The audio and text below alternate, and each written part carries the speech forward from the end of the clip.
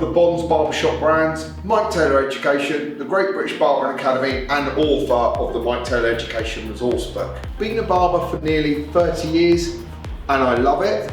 Been teaching barbering for 15 years. So I've been around the circuit for a long time. And I absolutely love barbering, I love the trade, I love educating. So I really hope you enjoy this theory lesson and get what you need out of it. But if you don't, I'm the sort of guy I'm always happy to help. So drop me an email at info@miketayloreducation.com if there's any questions you need answered or anything you need to ask me at all. Anyway, enjoy the lesson. Traditional Barbering by the Great British Barbering Academy and Mike Taylor Education. Course overview. You will learn health and safety in the barbershop, traditional barbering, tools and equipment, cutting techniques, and products. Health and safety. Health and safety is of paramount importance when carrying a barbering service. Remember to always wear gloves when shaving, dispose of blades in yellow sharps bins, only use one blade per person, only if it's just on the neck. It should not, if it's been used on skin, it should not be used again. Keep your work area clean and tidy at all times. Position yourself and your client correctly and always carry out a thorough consultation. So the razor blade, one man, one blade, regardless the amount of use. It is good practice to put your new blade in front of your client so they can be confident you are following health and safety. Always dispose of your blades in a properly labelled yellow sharps box. Using an open razor which takes everyday blades will keep your costs down. Barbicide. Ensure tools are clean, sterilised and disinfected. Tools need to be in the barbicide for 10 minutes to work effectively. So pop your tools in the barbicide, let them clean, take them out after 10 minutes, rinse them, clean them, and then you can use them. So it's always good, I think, to have two of everything. So something can be getting sterilised while you're using if you're in a busy barbershop. Clipper maintenance. A good quality pair of clippers will save you a lot of time and money. They should be an investment. Make sure you keep your clippers clean, check the blades are aligned and oil regularly. By keeping them clean, what is meant is you should sterilise them and clean them after every client. No client should be having someone else's hair cut into them when they sit in your seat. Checking the blades are aligned is really important because if the blades are not aligned properly, what they will do is cut the client. Always visually check that they haven't been knocked. And oil regularly. This will be much better cutting practice and longevity out of your clippers. They should be oiled a couple of drops of oil after every few haircuts. Not too much or you'll burn the motor and the inside out. Just a couple of drops to make sure they're running properly. Traditional barbering. In barbering, 95% of our work is short graduation. A short graduated haircut is where the hair is longer on the top and tapered in towards the ears and necks, as illustrated in the picture. So here we've got 8 photographs, all of haircuts I've done myself. And the one thing in common with each of these haircuts, even though they are all slightly different, is they are all short graduation haircuts. So remember that, like 95% of men on the high street have short graduated haircuts. Tools and equipment. Clippers. Used to remove length and weight. In general, grades increase in length by 3 millimeters. There is usually a lever or an extra blade to increase the length, normally by an extra 1 millimeter, 1.5 millimeter. This is not completely exact, but this is just a whereabouts that you know that number 1 would be 3 millimeters, number 2, 6 millimeters, number 3, 9 millimeters, etc. Trimmers. They're used to tapering and outlining. Particularly good for removing hair outside of the hairline as they cut closer and finer than clippers. But not so good for doing clipper over comb as the blades are a lot finer. Outliners. Most often used for the hair tattooing, shaping up and creating sharper hairlines as they create sharper, crisper lines than trimmers. So on people with thicker hair, the outliners may be better than the trimmers. but the trimmers may be better with people with finer hair and maybe softer skin, because the outliners can be a bit sharp, especially with children. Foil shavers, great to use to finish in skin fades, to get an irritation-free finish similar to that you'd get from a razor. And some even say that they will get it tighter than a razor, and that's because you can move these in many different directions, but you've always got to be sure that you've cleaned them, sterilised them, and don't use them on people's hair that's too curly, otherwise you could incur ingrown hairs and infections. The razor, mainly used for shaving facial hair and neck hair, although they are currently commonly used to shape up and create bald fades, outline beards, etc. Blades, it's good practice to change your blade in front of your client so they can be confident you are following health and safety. Remember to dispose of the blades in a yellow sharps box. A fade brush. These brushes are great to use for fades as they remove dirt and dust from the hair while spreading natural oils, helping to make hairs that have missed your clipper blades stand up on end so you can get the perfect fade. Tonics. The benefits of tonic. It helps makes the hair more manageable, great to add in for a barbershop shampoo, for scalp treatments, to style and finish, and to do the perfect crew cut. I do that by putting some tonic and massaging the scalp, getting the blood to the scalp, and then any loose hairs going over it again with your clippers. And you can always do this by using tonic. It's a really good touch to your service. Cutting techniques. When using clippers, use the shape of the head to determine how high to take the clippers. Take the clippers up and out. Never curve the clipper around the head when the head changes shape. So basically, always work to the head shape if you can. If someone wants a low blend, a low fade, then you won't be able to work to the head shape. Some people want the clippers taken up really high. They might be slightly balding and have the side bits really thicker, so they want them taken down. But in general, you can work square with men and work through the head shape with the clippers. Clipper over comb removes bulk and weight. Hold the comb in your less dominant hand and the clippers in your dominant hand. Bring the comb out from the hair for the desired length and cut the hair that is left in front of you using the comb's teeth. Tip, using a guard when doing this technique can help build confidence. What's this meant by? The one thing with clipper over comb is it gives you a nice sharp look.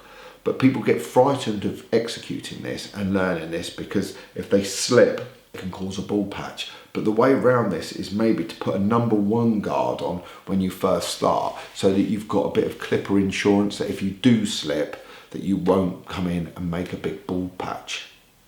Where possible, use the natural hairline. Check the natural hairline over the ears, as sometimes the gap can be bigger than required. Use the corner of your clippers to trim like a pen. So no one wants big wheel arches around their ears. So always pull the ear right down and gently go over using it. And what I normally do is take the clippers up to 12 o'clock on the ear and then turn them and go the other way to 12 o'clock. So you're just taking that. Don't use just one action to go around the ear. There are many different sideburn shapes, from the classic squared shape to the pointed or longer styles. Take the face shape into consideration. Avoid cutting the sideburns higher than the top of the ear, as this will look unnatural. If you are cutting to a point, keep the hair nearest the ear. Never use the ears to determine the length of the sideburns. Ears are almost always uneven. So as we can see, the top picture is a classic sideburn, and that is just taken to the first crease of the ear. But like they say, if you are going to use the first crease of the ear, make sure you're looking in the mirror, because not always are ears symmetrical. And then with a pointed sideburn, this is done by taking the clippers towards the ear and then leaving a little bit of hair. And then longer sideburns I'd normally use at the bottom of the lobe. A quick tip is to angle your clippers towards the nose so that it will look straight. If you try and do it straight, it will look uneven. So always angle them a little bit down towards the nose. Necklines.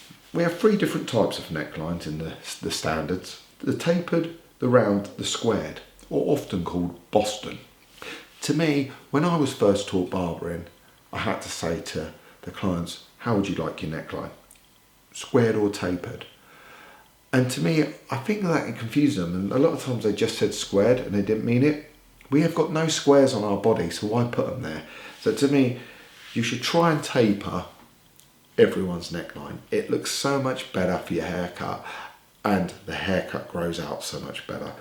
But you do get some requests for rounded necklines or squared necklines, so it is always good to check, but maybe check in a way of, I'm going to taper this, is that okay? So then they've got the option of saying, well, no, actually it's not, I prefer a Boston. Then would you like a square or a taper? Because quite often they'd opt for a square neckline, which they would generally look better with a tapered one. A fade haircut is close to the scalp at the back and sides and progressively gets longer or fades up to an almost any length on top. A taper refers to the neckline only. You have a lot of clients that call a lot of things fades, but in generally, a fade is something that should start from nothing and fade. If it's a number 1, 2, 3, 4, that's not a fade. That's something that you need to educate your clients. But a taper is something that should be just at the base of the neckline and just blend up through. Shape up, edge up, line up. Outliners, detailers or a razor line up around the circumference of the haircut and sharpen the finished results. Often with a blade is good. Holding a razor. Hold a razor in your dominant hand. The other hand is used to stretch the skin. So the other hand to me is the most important hand. Using the other hand is all about how you get the skin tension right. Your thumb should be on the underside. Your index finger, middle and ring finger should be on top. The handle should be in between your ring and middle finger, as shown in the video. Choice of razor. Different types of razor that take disposable blades. I quite often will use a very good blade to shave with. I like Feather SS, I like Japanese blades. But if I'm just doing a line out or a beard line out, I'll use a cheaper disposable blade. Lining out a beard is becoming a popular service. Recline the chair at the neckline, start in the centre and work your way out either side. Check symmetry in the mirror. By doing this, I like to trim the beard as they're sat up because I don't want any loose hairs to go in their eyes, and then I'll lay them back to do the outline. But then before I use any cream or gel to shave it in, I always put the client forward and I'll check that the outline is straight that I've done. And if it's slightly off, straighten it while they're straight in front of you, because it can look different when they're reclined to when they're forward. And then I use hot and cold towels to make the service luxury, and using cream or gel, just shave around the outside edges. To be able to shave with or against the grain, you must identify the direction of the hair growth. Shaving with the grain will give a comfortable close shave. This should always be done on the first shave. Shaving against the grain produces a closer shave and is usually used for a second shave. This technique's more likely to cause the skin irritation, so check the client's skin sensitivity to ensure their skin can handle it. And if you feel that the skin is going red, just shave one way. It's only when you feel that the skin is absolutely fine that you can shave against it, but only ever shave against once you've shaved with it first time. Products. These are popular products in the barbershop and very good for retailing and for educating your clients. A lot of clients want to spend time on their hair and they want to take care of their hair, so they want to take all the advice you can give them. Matte clay for a messy look. This often a strong hold with a matte finish. Matte paste. Strong yet flexible hold with a smooth and easy application. Great for messy styles, partings, quiffs. This product will do it all. Texture dust, which is very popular at the moment. For a natural and dry texture and hold that lasts all day. Easy to apply, and washes out first time. Hair pomade, flexible pomade for a professional slick look with no greasiness or flakiness. Salt spray. Salt spray creates fantastic thickness, volume and hold. This can be left to dry naturally or blow dried into hair. So salt spray's a great styling product before you put a finishing product after you've blow dried the hair. Fixing spray. Apply to dry styled hair for an extra strong hold that will last all day. Beard oil contains luxury blend of essential oils that soften and nourishes the beard and the skin, and this is something, if someone's growing a beard, that you should really advise they get into. Otherwise their beard will just become unruly and they'll end up having to cut it off and start again. Also, a good tip I do say to people when they are first starting to grow a beard is to condition it in the shower. Beard balm. An expert blend of essential oils and waxes to help shape, style and nourish your moustache and beard.